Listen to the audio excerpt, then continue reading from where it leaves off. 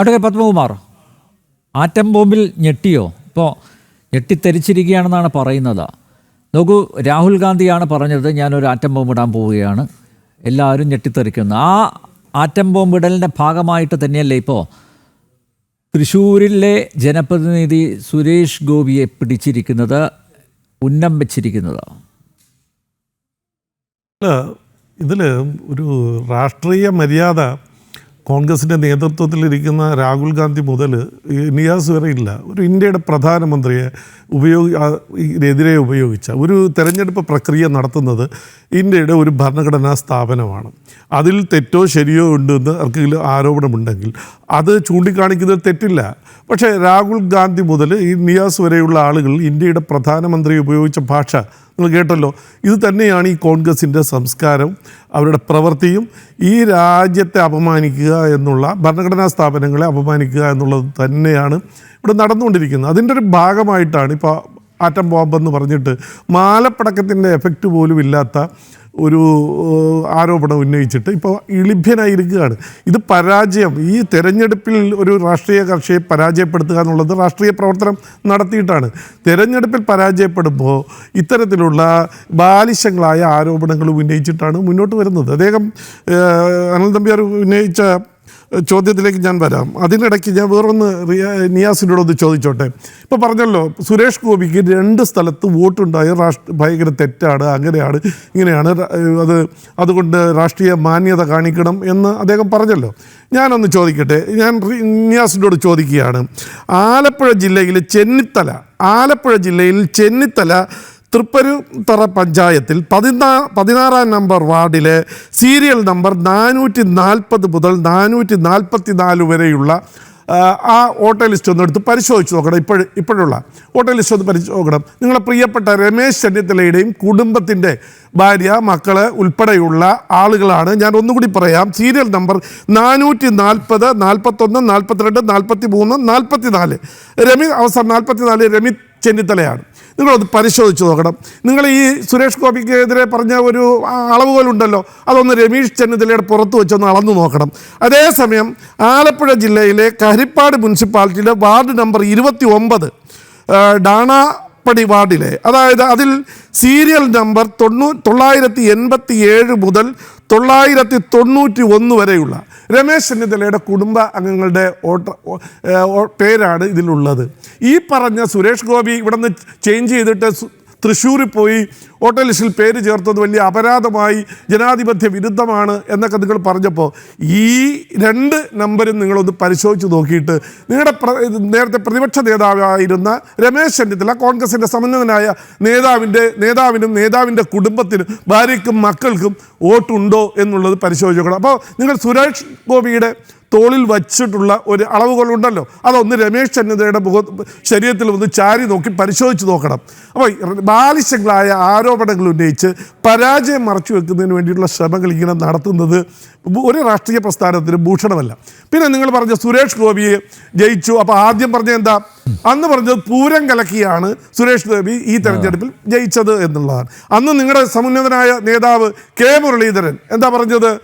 തൃശ്ശൂരിൽ സുരേഷ് ഗോപി ജയിച്ച സമയത്ത് കെ മുരളീധരൻ പറഞ്ഞ ഒരു കാര്യം എന്ന് പറഞ്ഞാൽ, എന്നെ പരാജയപ്പെടുത്തിയത് കോൺഗ്രസ്സുകാരാണ്. അങ്ങനെയാണ് പറഞ്ഞത്. എന്നെ പരാജയപ്പെടുത്തിയത് കോൺഗ്രസ്സുകാരാണ്.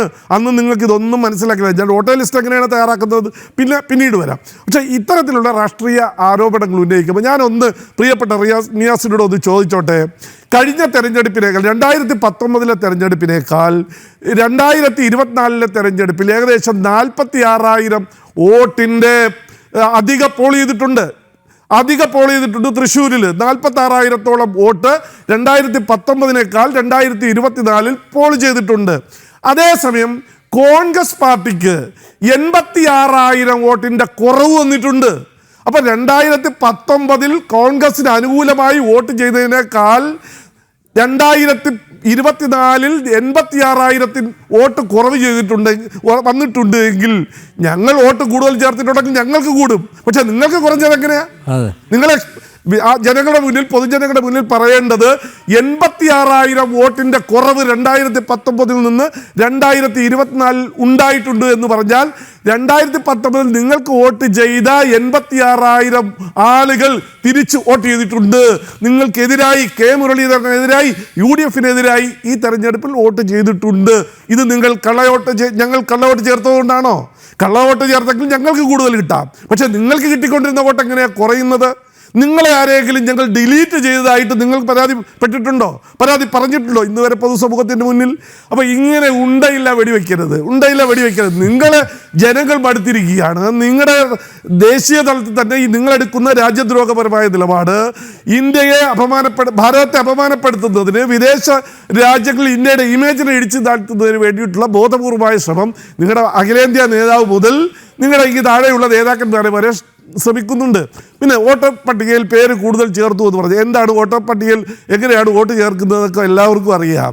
കരട് വോട്ടർ പട്ടിക പ്രസിദ്ധീകരിക്കും. ഇത് രഹസ്യമായി ഇലക്ഷൻ കമ്മീഷൻ ചെയ്യുന്നതല്ല. കരട് വോട്ടർ പട്ടിക പ്രസിദ്ധീകരിച്ച് എല്ലാ രാഷ്ട്രീയ പാർട്ടികൾക്കും അതിൻ്റെ കോപ്പി കൊടുക്കണം. ഇപ്പം നിങ്ങൾ പറഞ്ഞല്ലോ ഡിജിറ്റൽ കോപ്പി വേണമെന്ന്. പ്രിന്റഡ് കോപ്പി നിങ്ങളുടെ കയ്യിൽ തന്നിട്ടുണ്ട്. എല്ലാ രാഷ്ട്രീയ പാർട്ടികളുടെ രജിസ്റ്റേർഡ് രാഷ്ട്രീയ പാർട്ടികളുടെ കയ്യിൽ കൊടുത്തിട്ടുണ്ട്. അത് കഴിഞ്ഞതിന് ശേഷം അത് വെരിഫൈ ചെയ്ത് നിങ്ങൾക്ക് പരാതി ഇൻക്ലൂഷൻ വേണമെങ്കിലും ഡിലീഷൻ വേണമെങ്കിലും തെറ്റുതിരുത്താനോ പരാതി കൊടുക്കാം. പുതുതായി ആരെങ്കിലും വോട്ടർ ലിസ്റ്റിൽ എൻപാനൽ ചെയ്യുന്നതിന് വേണ്ടിയിട്ട് ആരെങ്കിലും അപേക്ഷ കൊടുത്തിട്ടുണ്ടെങ്കിൽ തെരഞ്ഞെടുപ്പ് കമ്മീഷന്റെ ഉദ്യോഗസ്ഥന്മാർ BLO, ഓരോ ബൂത്തിലും ഓരോ BLOമാരുണ്ട്. അത് കഴിഞ്ഞ നമ്മുടെ റിട്ടയറായ ചില ഉദ്യോഗസ്ഥന്മാരായിരിക്കാം കേന്ദ്ര ഗവൺമെൻറ്റിലും അതേപോലെ സംസ്ഥാന ഗവൺമെൻറ് ഡയറക്റ്റ് ഇലക്ഷൻ കമ്മീഷൻ്റെ നിയന്ത്രണത്തിലുള്ള ഉദ്യോഗസ്ഥന്മാരാണ്.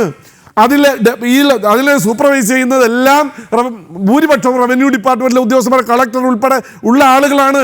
സംസ്ഥാന ഗവൺമെൻറ്റിൻ്റെ സ്റ്റാഫുകളാണ്. ഒരിക്കലും കേന്ദ്ര ഗവൺമെൻറ് അപ്പോയിൻറ്റ് ചെയ്തിട്ടുള്ള ആളുകളല്ല. അവർ ഈ എൻറോൾമെൻറ്റ് ആരെങ്കിലും അപേക്ഷ കൊടുത്തു കഴിഞ്ഞാൽ ഏതൊക്കെ ഡോക്യുമെൻറ്റ്സ് ആണോ അതിൽ ഡൗൺലോഡ് ചെയ്തിട്ടുള്ളത് അതിൻ്റെ കോപ്പി എടുത്തുകൊണ്ട് ഈ എൻറോൾ അപേക്ഷ കൊടുത്ത വോട്ടറെ വീട്ടിൽ വന്ന് ഒറിജിനൽ രേഖകൾ പരിശോധിച്ചതിന് ശേഷം BLOയും BLA എന്ന് പറയുമ്പോൾ നിങ്ങൾക്ക് അറിയാമല്ലോ, ബൂത്ത് ലെവൽ ഏജന്റ് രാഷ്ട്രീയ പാർട്ടികൾ. കേരളത്തിൽ ഏറ്റവും കൂടുതൽ BLA ഉള്ളത് CPM-നാണ്. ഞങ്ങൾ അഡ്മിറ്റ് ചെയ്യുന്നു. അത് കഴിഞ്ഞാൽ കോൺഗ്രസിനുണ്ട്. അത് കഴിഞ്ഞാലേ BJPക്ക് വരുന്നുള്ളൂ. ഈ BLAമാരുമായി ഒരുമിച്ചിരുന്നത് ഇതിൻ്റെ പരിശോധിച്ചതിന് ശേഷമാണ് നെക്സ്റ്റ് പ്രോസസ്സിലേക്ക് പോകുന്നത്. അത് കഴിഞ്ഞു ഫൈനൽ വന്നു കഴിഞ്ഞാൽ വീണ്ടും നിങ്ങൾക്ക് റിവിഷന് അവകാശമുണ്ട്, പരാതി കൊടുക്കാനുള്ള അവകാശമുണ്ട്. ഇത്രയും സുതാര്യമായ തരത്തിലാണ് ഇലക്ഷൻ കമ്മീഷൻ വോട്ടർ ലിസ്റ്റ് തയ്യാറാക്കുന്നത്.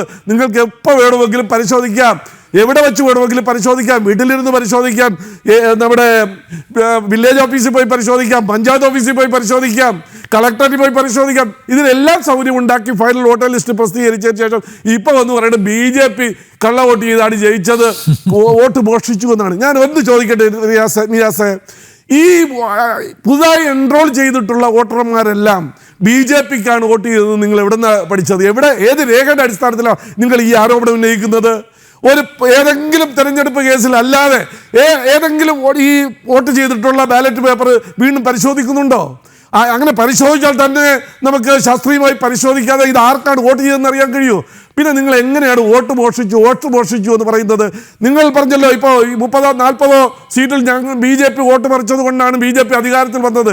28ഓളം കോൺഗ്രസ് ജയിച്ച സീറ്റുകളിൽ 10,000-നും 20,000-നും താഴെ വോട്ടിനാണ് കോൺഗ്രസ് ജയിച്ചിട്ടുള്ളത്. അവിടെയൊക്കെ ഞങ്ങൾക്ക് പറഞ്ഞുകൂടെ, നിങ്ങൾ ഈ തരത്തിലുള്ള മാൽ പ്രാക്ടീസ് നടത്തിയിട്ടാണ് ഈ മിനിമം ഒരു പാർലമെൻറ്റിൽ 10,000 വോട്ടിന് അല്ലെങ്കിൽ 5,000 വോട്ടിന് അല്ലെങ്കിൽ 20,000 വോട്ടിന് താഴെ ഭൂരിപക്ഷത്തിൽ ജയിച്ചിട്ടുള്ളതെന്ന്. അപ്പോൾ മത്സരിച്ച് ഒരു തെരഞ്ഞെടുപ്പിനെ നേരിട്ട് പരാജയത്ത് ഏറ്റുവാങ്ങിയാൽ അത് പരാജയം സമ്മതിക്കാനുള്ള ധാർമ്മികമായിട്ടുള്ള ഒരു അന്തസ്സ് നിങ്ങൾക്ക് വേണം. അതില്ലാതെ പോയി അഖിലേന്ത്യാ നേതാവ് മുതൽ ഈ താഴെ തട്ടിൽ വരെയുള്ള കോൺഗ്രസ് നേതാക്കന്മാർക്ക് ഇല്ലാതെ പോയി. CPM-നെ സംബന്ധിച്ചിടത്തോളം പിന്നെ പറയേണ്ട കാര്യമില്ല. നിങ്ങൾ ആലോചിച്ച് നോക്കുക, കഴിഞ്ഞ 2019 തെരഞ്ഞെടുപ്പ് നിയാസിൻ്റെ ഒരു നേതാവുണ്ടല്ലോ, അടൂർ പ്രകാശ് ആറ്റങ്കിൽ മത്സരിക്കുമ്പോൾ അദ്ദേഹം ഒരു പ്യൂരിഫിക്കേഷന് വേണ്ടിയിട്ട് ഒരു എക്സർസൈസ് നടത്തി. ഞങ്ങളൊരു വളരെ സന്തോഷമുണ്ട്. അദ്ദേഹം 1,00,000-ൽ കൂടുതൽ ഡബിൾ വോട്ട് അവസാനം അതിനെ 53,000 വോട്ടിലേക്ക് കൊണ്ടുവന്നു. 1,00,000-ൽ കൂടുതൽ വോട്ടുള്ളത് 53,000 വോട്ടിലേക്ക് താഴേക്ക് കൊണ്ടുവന്നു. അന്ന് നിങ്ങൾ എന്താ പറഞ്ഞത്? അതെന്താ പറഞ്ഞത്? CPM കള്ളവോട്ട് ചെയ്ത്. ആ കാര്യത്തിൽ ഇന്ന് ഉറച്ചു നിൽക്കുന്നുണ്ടോ? ഞങ്ങളന്നും പറഞ്ഞു തെറ്റാണ്, ആ വോട്ടർ ലിസ്റ്റിൽ നിന്ന് മാറ്റേണ്ടതാണ്, അങ്ങനെ ഡബിൾ വോട്ട് വരാൻ പാടില്ല എന്ന് അന്നും ഞങ്ങൾ നിലപാടെടുത്തു. ഇന്നും ആ നിലപാട് തന്നെയാണ്.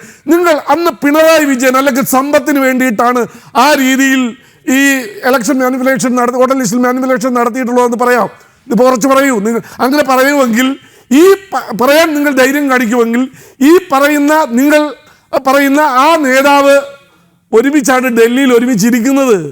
ഈ CPM-ന്റെ നേതാക്കന്മാരും അതേപോലെ MA ബേബിയും സോണിയാഗാന്ധിയും രാഹുൽ ഗാന്ധിയും ഒരു റൂമിൽ ഇരുന്നാണ് ഇന്നിപ്പോ BJP-ക്കെതിരെ NDA-ക്കെതിരായിട്ട് പ്രചരണവുമായി വരുന്നത്. അപ്പോൾ നിങ്ങൾ ഈ നമ്മുടെ അന്യൻ സിനിമയിലെ ചില ഒരു കഥാപാത്രത്തിന്റെ ആ ക്യാരക്ടർ കാണിക്കരുത്. അവിടെ ഇവിടെ ഒരേ സമയം 2 ക്യാരക്ടർ കാണിക്കരുത്. ഇത് ജനാധിപത്യ വിരുദ്ധമാണ്. നിനക്ക് രാഷ്ട്രീയ ലക്ഷ്യമുണ്ടാവാം, പക്ഷെ ജനാധിപത്യത്തെ അപഹസിക്കരുത്, നമ്മുടെ ഭരണഘടനയെ അപഹസിക്കരുത്, വോട്ട് ചെയ്യുന്ന വോട്ടർമാരെ അപഹസിക്കരുത്. പുച്ഛമാണ് നിങ്ങളുടെ ഈ നിലപാടിനോട്.